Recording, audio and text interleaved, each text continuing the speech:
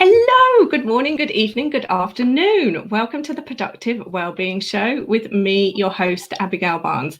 And today I am so excited to be joined by the amazing Jennifer Corcoran. She's an award-winning LinkedIn trainer, and today she is going to share with us 3 changes that you can make to your LinkedIn straight away to basically refresh your shop window and keep ahead of the pack, remaining competitive on one of the most competitive platforms when it comes to jobs, when it comes to promoting your business on and being visible online. So Jennifer, welcome to the show. It's so awesome to have you here. Hello, thanks for having me, Abby. I'm really excited to be here as well. As you're joining us, please say hi and let us know where you are tuning in from, because we love to know. And also, if you're watching on the replay, say replay, because it's good to know who's also tuning in for the replays of the show as well. We have people in Montreal, in America, in Australia, all over the world the replay gets to. So yeah, so awesome. So Jennifer, just before we dive into your 3 tips, just tell us a little bit about LinkedIn and how you kind of got into it, and yeah, a little bit about you. Yeah, so I came to LinkedIn probably about 15 years ago, and I was an employee at the time. I was a personal assistant in London. And initially, I just wanted to be on there, have a good profile, represent myself, represent my boss, my team, my company. And slowly but surely, I started to use it to reach out and connect with colleagues, first locally in London and then around the world. Then I also started to connect with peers. And again, I started small locally. And then I realized, well, I can connect with PAs around the world. And little by little, I started to get more confident on the platform. I would say for a long time, I used it mainly in Messenger. So it was all in the back end. All the magic was in the back end. And then I started to branch onto the home feed with a few posts and a few blogs, and then started to network in groups. So I used it mainly as a networking tool, like a social networking tool. And when I was an employee, I used it to connect with suppliers as well. So I was connecting with hotels around the world, restaurants around the world, anyone that could help me do my job better. And it was great because I built up this amazing community that I could go to for support, whether it was PAs around the world, suppliers. I always managed to wangle a hotel room, at the last minute, or a table at a restaurant, even if they were fully booked. It was great because I built those connections. And yeah, that's how I started to use it. And to be honest, as a business owner, I use it pretty much the same way. I do a mixture of Messenger, home feed, and groups. And again, I connect with my peers. So I connect with LinkedIn trainers, social media trainers around the world, and suppliers, and primarily use it as a social networking tool. Even though I can generate business through it, my focus is more on connection and genuine relationship building, and just connecting with people, helping people. And yeah, I just love the platform. I just think it's a brilliant platform, whether you're a professional or a business owner. I just think it's a great platform to showcase who you are and what you do and how you can help other people. It is our shop front, isn't it, really, to who we are as an employee, as a business, as an individual. Definitely. It's like your personal career website. So I think if you're a professional and you're applying for jobs, you'll have your CV, but the recruiter will always come to LinkedIn to check you out. So it's another place where you can sell yourself, inject a bit of personality, attach media, feature projects, feature all of your relevant keywords. And it's just another place that you can really stand out. And it's a great idea if you are an employee or a business owner to create some kind of video and attach it to your summary, because that can be super powerful when you're connecting with people. Naturally, we're all curious / nosy, and we will look at someone's video. And if an employer is approaching you or a recruiter, if they like what they see, brilliant. If they don't, it's actually a positive as well, because you've saved all that time wasting of, emailing, arranging a phone call, arranging an interview, then to find out you weren't the right fit. So it's great if you can show up like that on your shop window, as you say. And even if you made a 60-second video, an intro saying, who you are, what you do, what you stand for, that will really help you. And it's something that would be indexed by Google as well. So yeah, if you are treating it as a shop window, even as a professional, that's something really good that you can do. Because there is so many different ways that this conversation could go. So this is why Jennifer is going to share 3 specific things. But if you are loving what she says, follow her on LinkedIn and check her out, because there is so much information and so many things and tiny tweaks that you can make that will literally put you ahead of everybody, change the game in the most unbelievable way. This is how Jennifer and I know each other, because we often are talking about LinkedIn and what I can do and what she's sort of the latest things that she's teaching. So I absolutely love it. And I think it's one of those things where I like to share it with people, because if you're not doing it, you're kind of shooting yourself in the foot, really. Everybody is, what is the word, like spying sounds a really bad thing, but everybody is looking each other up. Lurking and stalking and checking people out for professional reasons, because if somebody says, oh, have you seen so-and-so, or have you heard of so-and-so, they'll always go and look you up. And especially, so Jennifer and I do quite a lot of networking for our separate businesses in different places now, because you're not now in London, but we used to go to a lot of the same networking things. And maybe you also did this. I would go on, and if somebody told me that they did something or they had done something, I literally would be double checking that they said, because I always believe everything everybody tells me. And I sort of started to get to a point where people said, not everybody is 100% telling the truth, Abigail. So I would use LinkedIn as my way to double check. Had they studied what they said they'd studied when they said they'd studied it? Had they worked where they said they'd worked? What position or role were they in when they said that they had done X, Y, Z? Because lots of people have a tendency to say, oh, I worked in this. And when you check them out on LinkedIn, it's like 6 months. I'm like, that's not really working somewhere. That's kind of just getting started. But anyway, so LinkedIn is amazing, and it's not something to be overlooked. So these 3 things that Jennifer's going to share are like the basic 101 place to get started. So the first thing that we should really be doing then, Jennifer, is we should be doing what? Well, the 3 things I was going to talk about today, just quick things, are your cover photo, your headshot, and your headline, because they're the 3 things that people will see first, whether you're on the desktop or the app. And you've only got those few seconds to make that first impression. And I think a lot of people get hung up on your summary section underneath. And the way I look at it is they're not going to look at your summary if you don't grab their attention at the top. So if you are a professional, the cover photo area is the area behind your head. It's a banner. And I think if you're a professional, it's good checking with your comms department, your marketing department, and asking them, do they have a prepared template in place for all staff? I've worked at one company before, and they created 5 banners, and then staff could choose which one suited them best, which I thought was really nice. So they kind of had them tailored to men and women.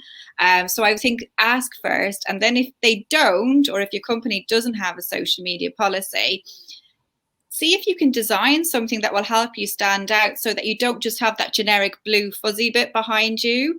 And when I was an employee, my company didn't have a social media policy when it came to LinkedIn, so I could have gone massively rogue. But what I did was just a simple tweak. And at the time, I had had a professional headshot taken, and I was wearing a green dress. My company, their branding was green. I'm Irish. I thought, right, I'm just going to create a simple green banner on Canva. That's it, just a color, nothing in it. And even by loading that up, it really just made me pop in comparison to everyone else who just had that generic one. So I think a lot of people think, oh, I have to design a banner that's going to be all bells and whistles with photos of me speaking, or, graphics and text. And I think even just a simple color like that, that's on brand, can help you stand out.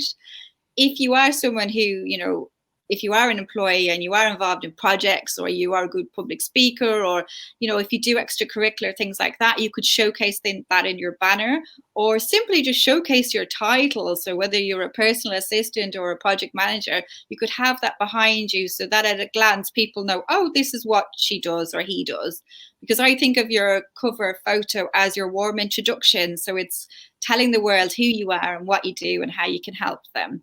And it's a bit like your West End banner or your Broadway billboard. It's just a kind of like an introduction as to what they can expect when they read on. So that would be the first thing I would say. Do that, because so many people don't load up anything and you just have the generic fuzzy. And, you know, it doesn't have to be something super fancy, and it's something that can be tweaked over time. You know, even if you organize events, you can change it, put something up about the event behind you, just as a billboard rather than dead space.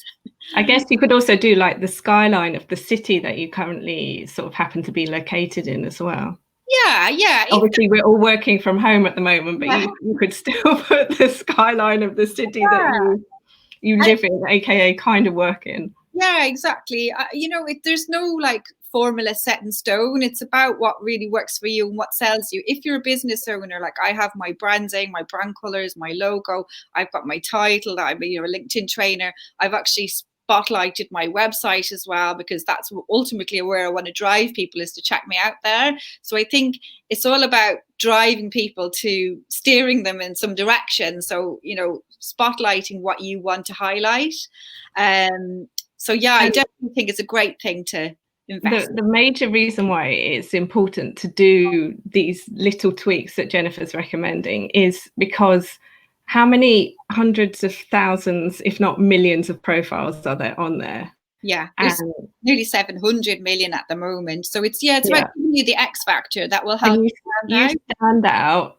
Your peers think you're a cut above the rest, the employers, the employees. You know, it really is like a super simple, quick way to pop on a platform where you just you blend in otherwise. Definitely. And you know, I'm not great at graphics. At the moment, the one I have currently, I got a graphic designer to help me. You can get a virtual assistant who specializes in graphics to help you, or go onto a platform like Canva. So that's Canva, and design it yourself. You can set up an account for free. So yeah, don't worry if you're not great at graphics. You can always outsource it. Once you know what you want to put in it, somebody else can design it for you. And Canva's amazing as well. Here's the other thing that I did when I first got started was I went and looked at other people's profiles, people that I knew had spent time. So if you were to look at my profile or Jennifer's profile as people who have done what we're recommending you to do, I then kind of got, oh, so that's what she means by that. Okay. Yeah, check out our profiles after. You'll see what we're talking about. And don't be shy to look at other people's profiles, you know, your peers or business owners. I think when I first came to LinkedIn, everybody was a bit like, oh no, I don't want them to see that I've looked at them. And they went into their privacy and settings and made themselves anonymous. And if you want to do that, that's fine. But I currently don't. I just show up fully as me. And if it leads to a conversation, great. I don't think people mind if you're looking at them. It's actually quite flattering if somebody's looking at you. So yeah, a lot of people wanted to kind of go under the radar to do it. And I just think just show up and be you. If it leads to a conversation. Were they not just people who were stalking? Maybe no, but just. But yeah, it's a great thing to do, to look at, because that's where I get inspiration, is looking at other people's profiles, seeing the way they've presented themselves, seeing what groups they're in as well. I always go to the bottom of somebody's profile and click on their interests, and that's how I find out about some great groups that I may not necessarily have found otherwise. So it's definitely worth looking to see what people are doing, what associations they belong to. I know it is a bit nosy, but I think it's the best way to kind of find out about your industry or peers or your target audience, and learn what you could do to make your profile better and your approach on LinkedIn better. So what's the second thing that we should all be doing then? Headshot. So it's a professional headshot, and I'd love to say I look exactly like mine at the moment. I will in a few weeks once I get my lockdown hair sorted. So I think it's all about putting the best version of you possible, a professional version, a headshot that is just your head, not a full body shot, not you standing miles away or cropped out on a night out with a glass in your hand. Or I've seen wedding shots. I've seen somebody in their wedding dress. I've seen somebody in their Deb's dress, like a debutante. And it's like, no, just a headshot, because you want people to be able to recognize you at a glance. So it's all about the know, like, and trust factor. And I think it's such a credible professional platform, LinkedIn. You can't show up with the same photo that you would necessarily use on Facebook or, Instagram. You have to look that little bit more professional.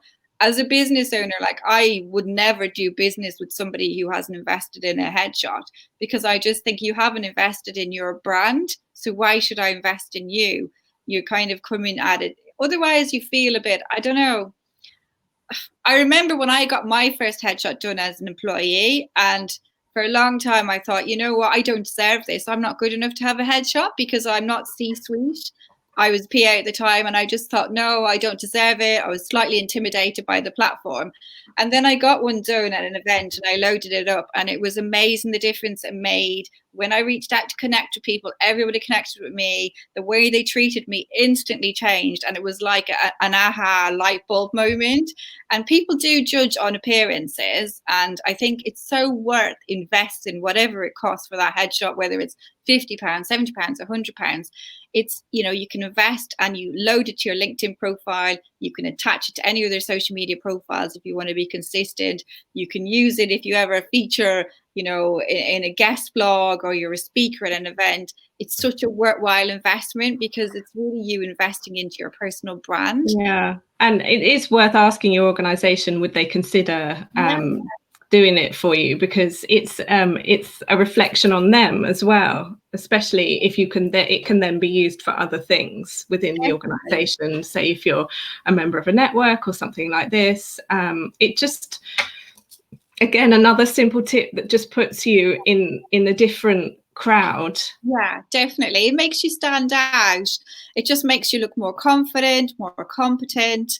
And yeah, I haven't, it massively changed the way people were treating me. And when I was reaching out to connect with people, they all accepted, whereas before they didn't. And I personally know it was the photo that did that. It kind of elevates you. It makes you stand out. You're somebody who's invested in your brand, and people look at you as someone credible. So it's a small investment. And if anyone's listening thinking, I don't want a professional headshot, I hate the idea of that, I hate photos, I would just say, just grin and bear it, get over yourself for a few minutes, because I'm the same. I absolutely hate photos, I hate videos. And sometimes you just have to kind of get over yourself to, be the best version of you or help someone else. So I would just say grin and bear it. It's so worth it for a few minutes, because that profile headshot you can use for a few years until you massively change your appearance. And that is just my opinion as well. Sort of, you brought up, I would say try to get the headshot changed every 4 to 5 years as well, because there is nothing worse than showing up and the person looks nothing like their photo. Yeah. Or they've got glasses now, or their hair is different color, different style. So make sure it looks like you. Before Jennifer shares her third thing, guys, if any of you've got any questions, put them in the comments. And it's so awesome to see some friends here. We've got South Africa in the house. We've got Ireland in the house. And we've got Roy Smooth, who is saying great headshots are crucial. So true. Hi, Roy. But yeah, so cool. So what is the third thing that we should really be doing? It's your headline. And I think it's probably the most common mistake made on LinkedIn, especially for professionals. They think it's just your job title, and it's a lot more than that. You have 220 characters now. You used to only have 120, but recently they gave you an extra 100. And in those 220 characters, there's a basic formula, really, like an ABC. So it is your title, who you are, but it's also who do you help and how can you help them. So it's about exploring what are your keywords. So if you are a professional and maybe you're looking for a new job, and for example you're a personal assistant is a keyword. They both have to be in there. Perhaps you're based in London and you want a job in London, then London's a keyword. It would be London-based personal assistant. Maybe you specialize in event management, so you'd be like specializing in event management for financial services. It's about being super specific and having all those keywords in, because that's how people are going to search with the search bar. They're literally going to type in the way you go to Google to look for something. You don't always type in a full sentence, you type in random words. That's what people will be doing on LinkedIn. They'll be typing in a title, London, and seeing who pops up. So the more keywords you can put in, the better. So some people will have several keywords, several titles. It could be author / speaker / podcast host / LinkedIn trainer, because they can show up for all of those. So it's about figuring out, what are you on LinkedIn?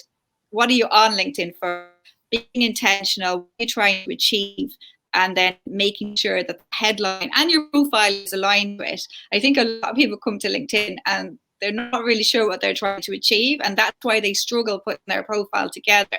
So if you're looking for a new job and you've seen job specs that you like, it's all about going to that job spec and copying and pasting those words over, those keywords, into your headline and throughout the rest of your profile. And if you're a business owner, it's about doing your research and finding out, what does your target audience type in? What do they want? So for example, I could call myself a consultant, but somebody else would call me a trainer. So I have to go with their words, their keywords.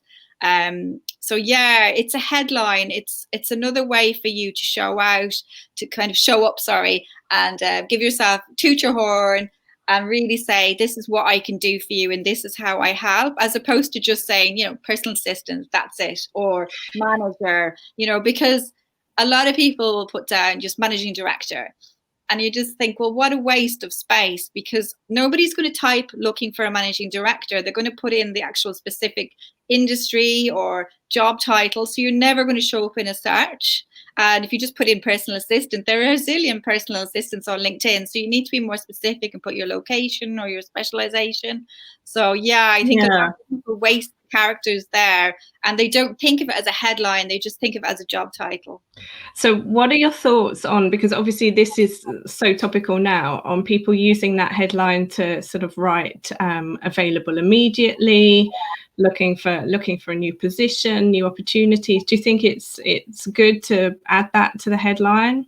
I personally don't. I think you're wasting characters and you're not going to be found that way. I would just beef up your profile with the right keywords of the job you want to get and start to reach out to recruiters.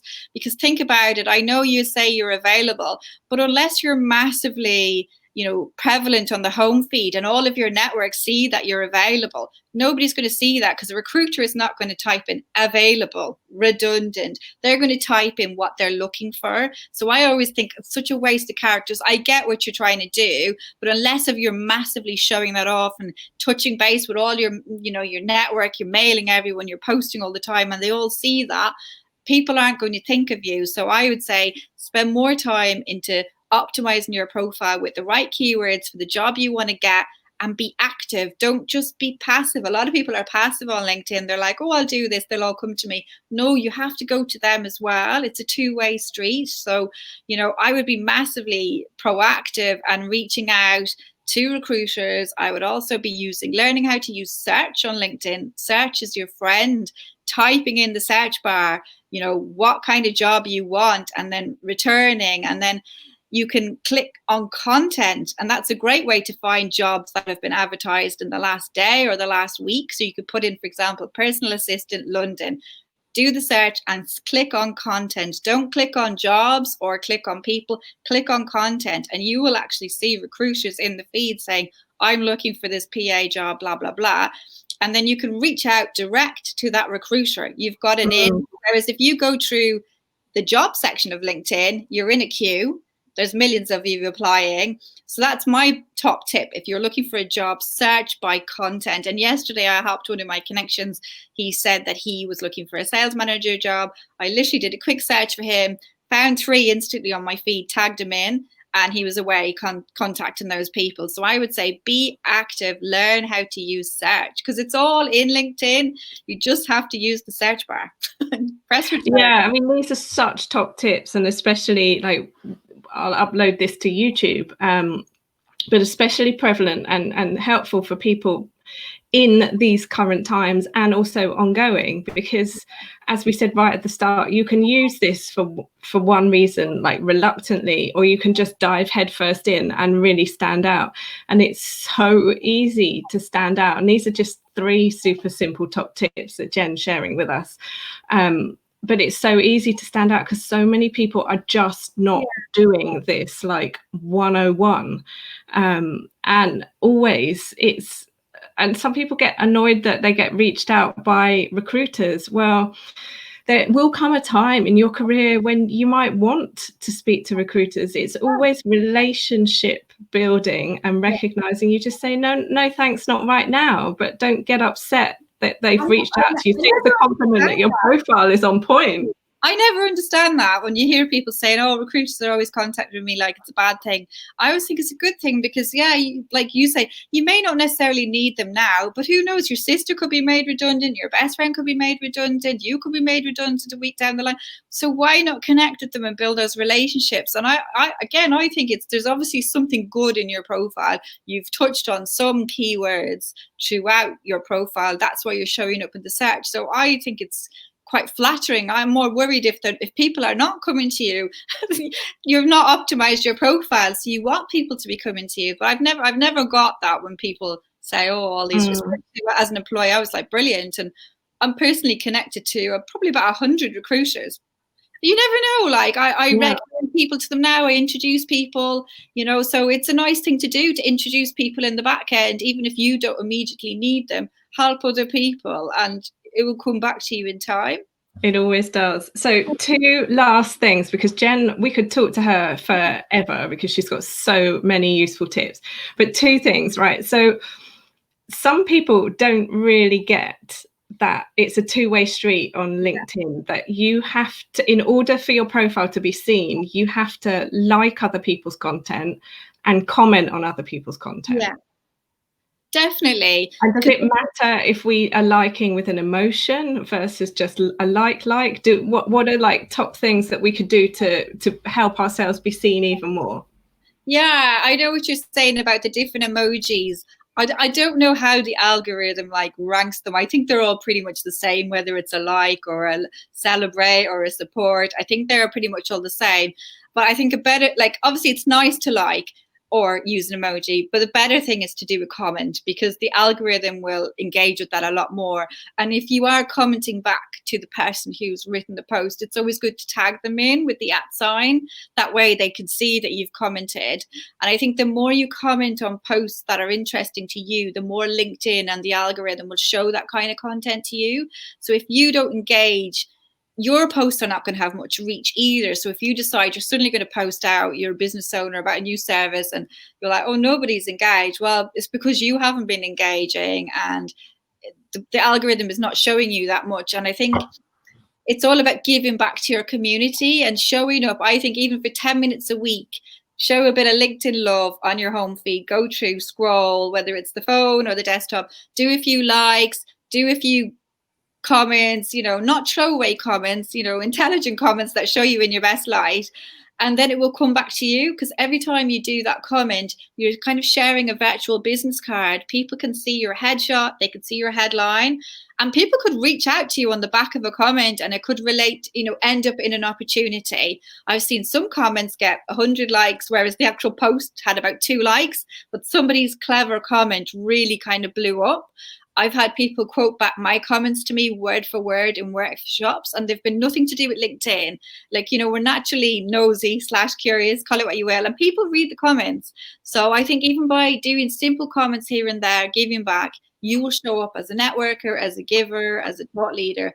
And it's something anyone can do. If you're an introvert listening today and thinking, oh, I don't want to make a video or do a post or an article or anything, you can show up in simple comments. That's a nice way to network. And it's like anything, like riding a bike, the more you do it, the easier it will get. You might kind of second guess yourself doing your first few, then you get into the swing and you just realize, the main thing is to be you, speak in your own voice. Don't be all high, kind of highfalutin, like convoluted. Just speak the way you speak verbally. Be a you being, and that's how people will engage with you.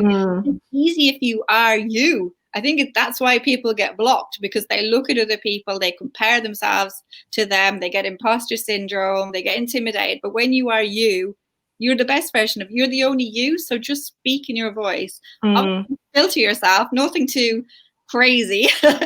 But yeah, just be you. And then that's the best way to use LinkedIn. It becomes easy then, because you don't have to second guess yourself or overthink. Just be yourself. Yeah, it's so good. And I think like as you're watching these shows as they go on, sort of drop the comments into the show and say, I resonate with that. I really get that. You'll see some people in the comment box who are sort of connecting and chatting with each other, and relationships are being built. And this is the difference between why one person gets something and another person doesn't, because it is a game, and it is like you are being given sort of the information. Jen is pulling back the curtain and showing you what actually really does happen. So when I say to you, drop a comment, let us know, ask a question, it is to help you as well. So final thing, because obviously we could go on, what should we do when it comes to this latest update that LinkedIn have done around saying your name? Should we say our name? How could we make the best of this? Yeah, we were just chatting about this before the show, and I've just got the feature. You've got 10 seconds now to record, and it is for people with difficult first names or surnames, so it is super useful. But I think make it more of a sentence, so that it's a bit like a mini elevator pitch. So mine, if anyone wants to listen to it now, it's probably a bit cheesy, but it just says, you know, hi, I'm Jennifer Corcoran. Thanks for stopping by my profile. It'd be great to connect with you. And I tried it a few times, and you'd be surprised how much content you can actually get into 10 seconds, because even all that was about 7 or 8 seconds. So I think don't just do your name, just do something, even if it's just, hi, I'm Jennifer Corcoran, thanks for looking at my profile, or, just a simple thing. It will kind of showcase your personality. So it's a good opportunity to stand out again. And, I know some people, like, your name's pretty clear, but then again, somebody else may not know how to pronounce Abigail. You never know. So it is really good. And I think a lot of people say to me, how do you pronounce your surname? So it will be good for me. Amazing. Yeah, I'm going to go in and do a cheesy hi. Thanks for stopping by. So Jennifer, where can we find out more about you? So for people who've resonated with what you've been sharing, I know you've got lots of things that you give away, sort of starters. I think if anyone just wants to connect with me on LinkedIn, so it's Jennifer Corcoran. If you're looking at my URL, it's Jennifer Corcoran 1. Hopefully you should see me tagged in this show. Just reach out, connect with me, tell me that you watched the show today. I'm happy to share. I've got lots of free resources if anyone's listening and they've been made redundant or they're looking for a new job. I can share webinars with you. I can share podcasts. I can share loads. So reach out. I'm happy to share. And if anyone needs like my one-to-one support, I love helping. Yeah, it is well worth having a one-to-one with Jennifer. Like it will be the best money you will invest in yourself and in your career. And every time I change jobs and got sort of, my aim was always to get an increase in salary of at least £3,000 to £5,000. Yeah. And they are going to, first of all, start by seeing, are you worth it? And you're not worth it if you're not willing to invest in yourself and in your profile, etc. So Jennifer, thank you so much for your time. Sharon, private message that message to Jennifer and she will come back to you on where to find. She's just asking about this 10-second recording, where to find that on her profile. She'll so don't panic if you haven't, because it's been rolled out. I only got it last night. You will get it, but you mightn't get it for a few days or a few weeks. Oh, I thought everyone had it because I had it. Yeah. Anyway, you got it early. I don't even know about these things. Amazing. But well, thanks guys. Everybody's saying really useful tips. So it was so awesome. Such a great use of time this afternoon. And yeah, reach out with any further questions or leave them in the comments. Jennifer will always also leave a link to her website in the comments as well. Yeah, so I will. You can sort of super simple find that. So guys, it has been amazing to hang out with you this afternoon. Until next time, which is tomorrow at 11 a.m. Stay safe, stay well, and keep washing your hands. Bye. Thank you.